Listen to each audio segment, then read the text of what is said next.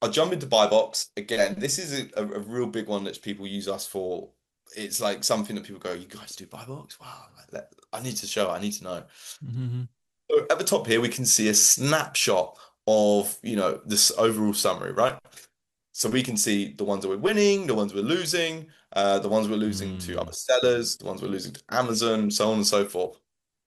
And this is where we can filter through the different buy box performances. So, for example, I'll just leave it on this page right now. Let's say, excuse me, we want to know what's going on with this, right? We can click on here. We can see that, this person is winning the buy box. What's their price? All right, okay, they're $1 more than us. What is Mm. their seller rating? These sorts of things like that. And then we can click directly into it and then go straight to the product itself. Hmm. Hmm. We can also see the ones we're losing to Amazon, right? Know when to win the fight, know when to fight. And we can also see obviously the ones that we are winning as well through a little box. Look, I'm curious.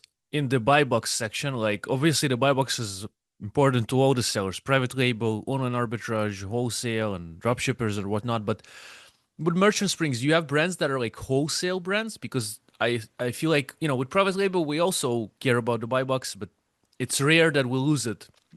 Because usually we're the only seller on the listing.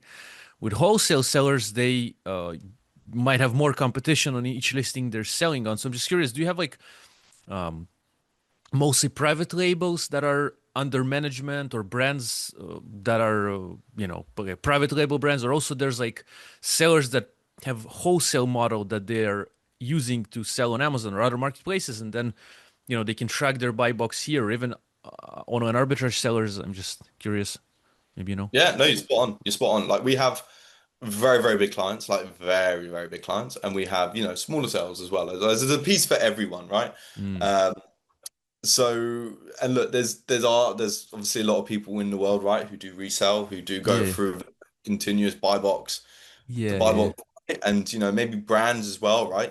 Brands who are reselling to another brand, Mm. maybe they want to resell it, but they want to keep the buy box as their own brand, right? Maybe that's something Interesting. they want to do.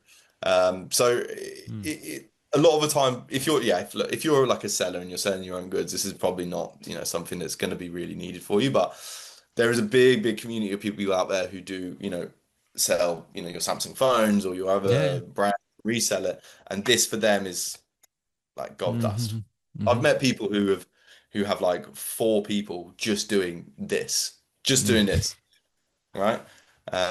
So This you mean like the buy box monitoring thing, right? yeah, just looking Yeah, at like yeah, yeah, monitoring yeah. bubbles, just Uh-huh. monitoring bubbles, like just that. Not even with merchants on the Yeah, side, yeah, yeah, yeah, yeah, yeah.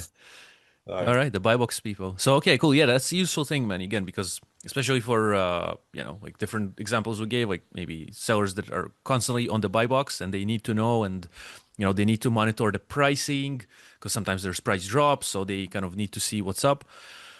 Nice, yeah. We can see it here if we're losing to Amazon, to other sellers, if we're winning it, etc.